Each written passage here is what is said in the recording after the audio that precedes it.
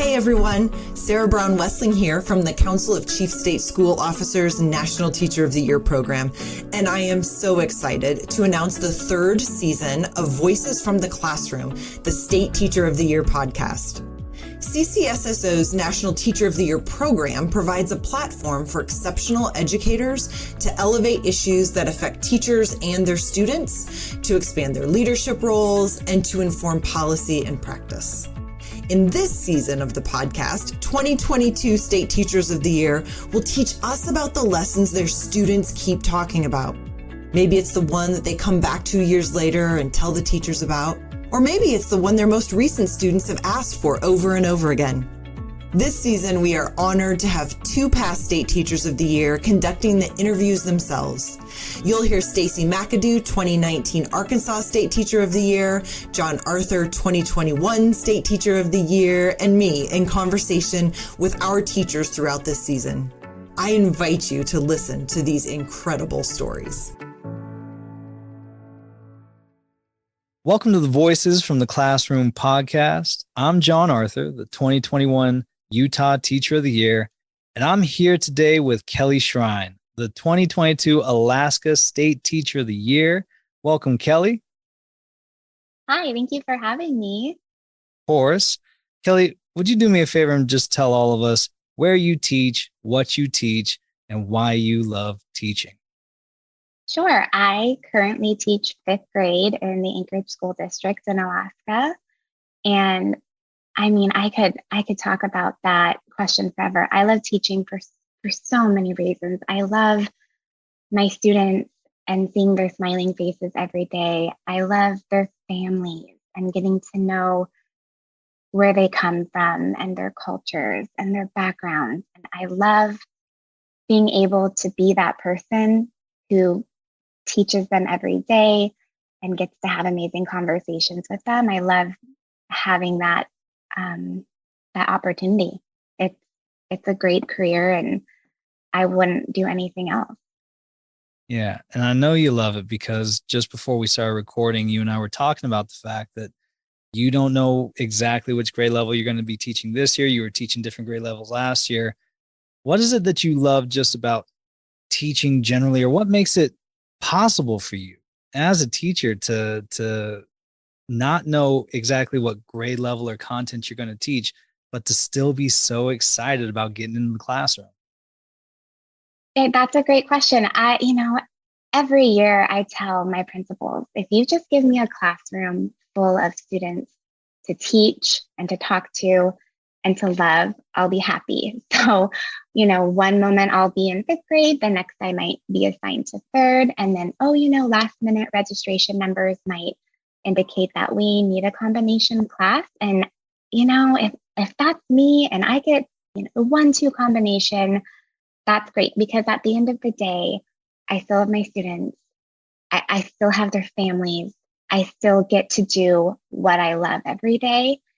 And being positive about it is what gets me through there. I don't feel like there's any good reason to be upset about what grade level I teach, because again, at the end of the day, I have everything I want.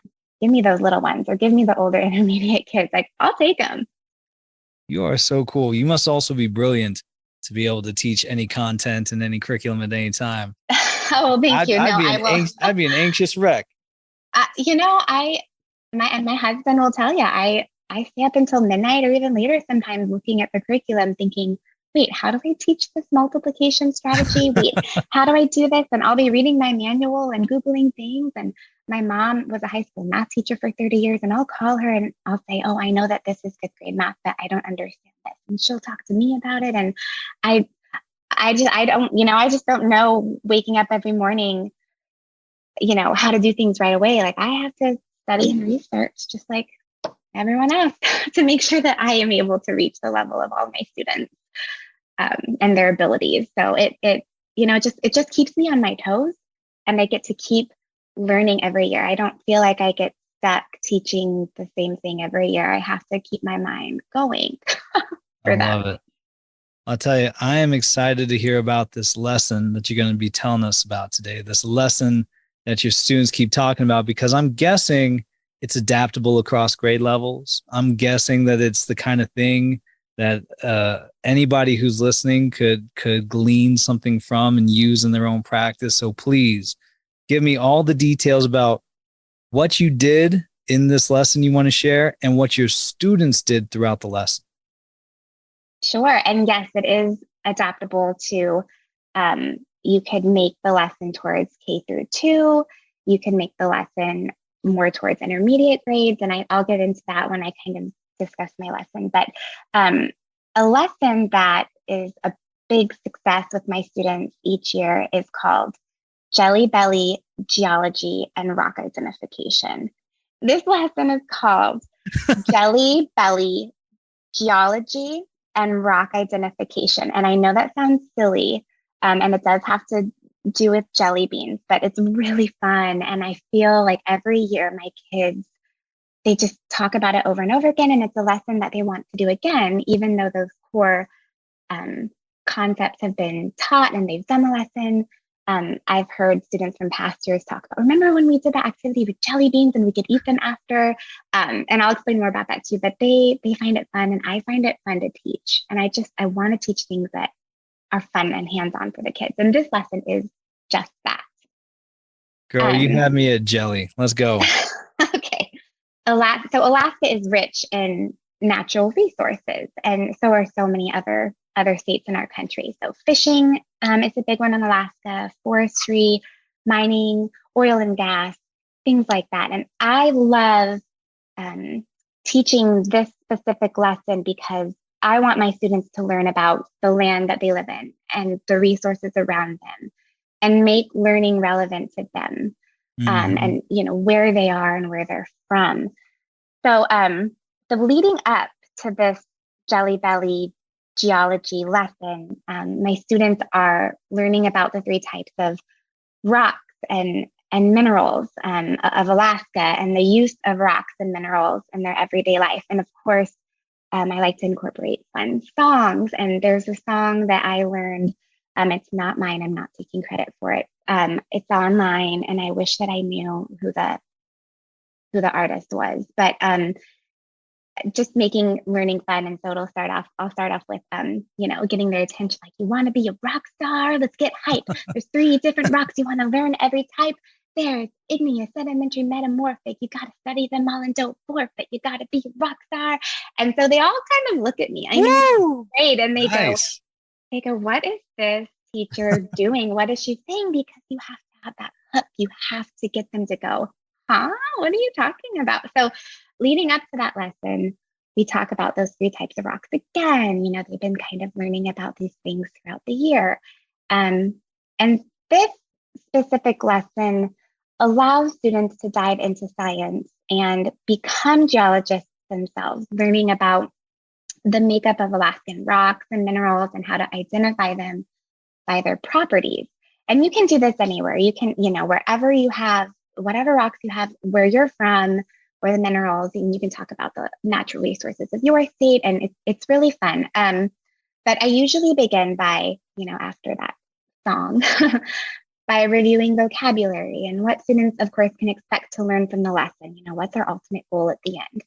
And then I like to ask students, how do you think geologists classify rocks, and what types of things do you think that they look for? And we talk about texture and streak and color, observing closely. You can smell the rock. Go ahead and taste the rock. I mean, I joke about that, but you obviously don't want to pass around a rock while everyone's looking. But definitely, like when you have sulfur and the kids smell it and they want to, you can use all of your senses to help discover and classify these rocks.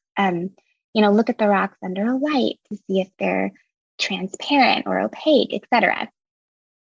So students are able to, after they explore, I have an Alaskan rock and mineral kit that has different rocks labeled with what they are, and the kids are able to feel them and pass them around and talk about them. We classify them based on their characteristics as best as possible. We do have an Alaskan mineral and rock kit key that we can use to kind of guide them to what the classification of the rock is. But after they look at the kit, and usually done with partners, students are able to pull, so I hand out these the Jelly Belly beans. And of course they have different flavors. And I also pass out a Jelly Belly key that is similar to a rock and mineral key on how to classify them. So let me know if I'm not explaining this right. I'm going to do my best, but if you can't picture it, you're doing great. I'm seeing it. Okay. And so they have this Jelly Belly key, and students must start with the color of the jelly bean and follow the lines that most appropriately describe their Jelly Belly until they reach the flavor of their jelly bean. So for example, a student may grab an orange jelly bean. Okay.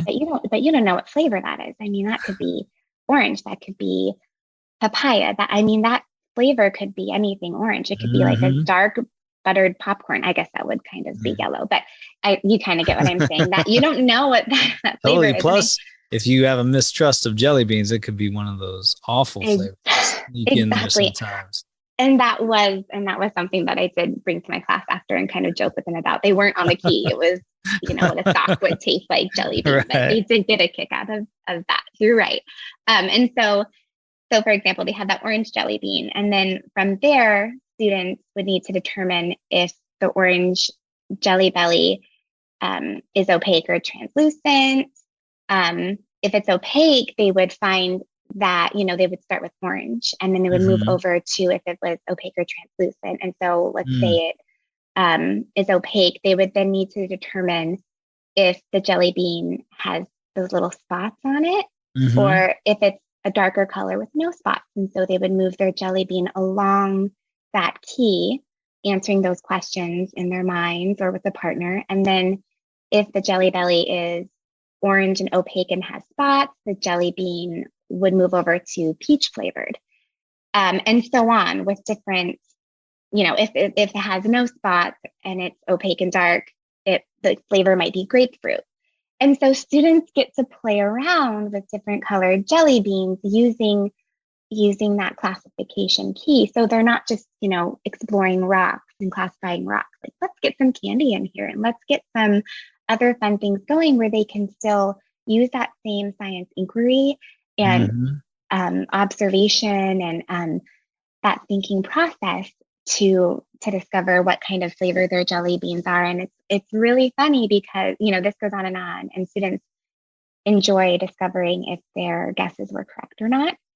And then students get to taste, their jelly beans once they've believed that they've classified their flavor. And I have had the funniest responses because I've had a kid go, "Oh, I'm so excited. I'm going to eat this lemon one. I discovered it's lemon, Mrs. Shrine." I'm like, "Oh, great.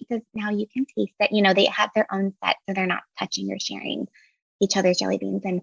And they'll taste it and they're really excited and they start chewing it and they go, "Oh," and you kind of see their excitement on their face drop and they go, "That was not lemon, Mrs. Shrine." And, I just kind of laugh. And I said, "You know what? You see your face, you kind of see what your face is doing and you feel what you're feeling." And I said, that's the same reactions that so many scientists have because, it's important for the students to understand that geologists and scientists are not always going to be correct in their assessments.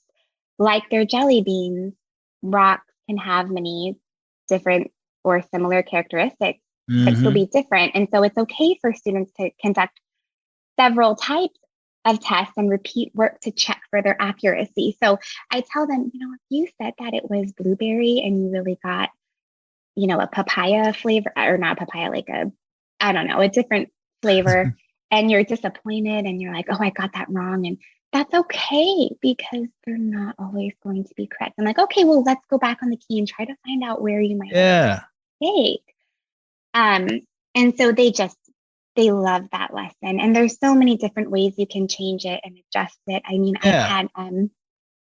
I've had kiddos who feel like those that was kind of easy for them. And so you can bring in different jelly beans that aren't so common. I mean, Jelly Belly has like holiday flavors, Yeah. or they have, they have so many different flavors. So you could try to give those to students if they want more of a challenge, or have students make their own key and kind of go backwards, like trying something first and then. I love that. I love that idea. They love this lesson, and I mean, it's good for all grade levels. You can go, you can do it with other candies or other types of foods for younger kids. And the type of thinking that you're describing here, the way that the students have to pay such close attention to detail. They have to go through not just the thought process of a geologist, but if, for example, in my grade level, we're not teaching earth science, I'm teaching science. I'm teaching the solar system. I'm teaching ecosystems, weather. All of those things require precision, and they require you to recognize that if you went wrong at some point, you don't just throw up your hands and say, well, at least I got a jelly bean. You got to go back. You got to figure out where you made your error. You got to analyze your own decision-making, your own thought processes, and then go forward and try again. You got to continue to walk that path. And that's, it's so applicable to, I'm thinking of my students who are struggling with math this last year. I'm thinking of students who are not willing to go back and take a look at their writing again. I'm done. I finished the thing. Why do I need to edit? Why do I need to revise? Because we always have to go back and just make sure that our reasoning was sound, our evidence was solid. And if you do it right, you should be able to bite into that jelly bean and taste what it was that you're looking for. You should be able to complete this assignment and find the level of work that I am holding you to, since we have high expectations for our students. I'd love to know what you learned about teaching and learning and your students by teaching this lesson. Sure. So my students, of course, they're learning applications of science inquiry. They learn how to investigate those problems. They develop an understanding of characteristic properties of matter.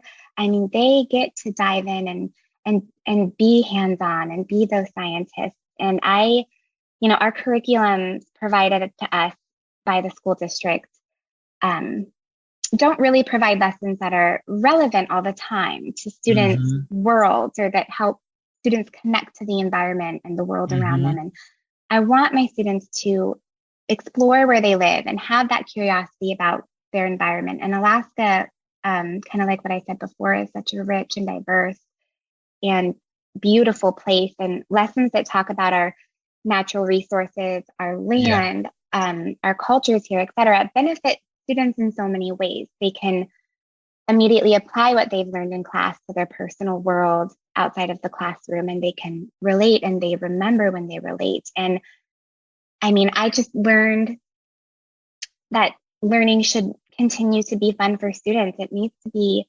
hands-on as much as possible. It needs to be relevant to my students' everyday lives. It's so important because they're making those connections. And we all know as educators, when you're making those connections with students and you're bringing to the forefront things that are around them and things that they've seen, they can make more of those connections. And that's really what I continue to learn when teaching lessons like these. It's just so important. Using Jelly Bellies to help kids connect to home. I love it. Thank you so much for joining us, and best of luck no matter what grade level you're teaching. Thank you so much for having me. It's been really fun to talk about a lesson that I love to do with my students each year, no matter what grade level I'm in. So thanks again. Thank you for listening to the latest series of Voices from the Classroom, the State Teacher of the Year podcast. Let's keep the conversation going. Please share these lessons on social media with the hashtag NTOY22. That's hashtag NTOY22. You can also catch up on the last 2 seasons on our website at ntoy.ccsso.org. While you're there, you can also learn more about and find ways to support all of our efforts to elevate teacher voice through the National Teacher of the Year program. Until next time.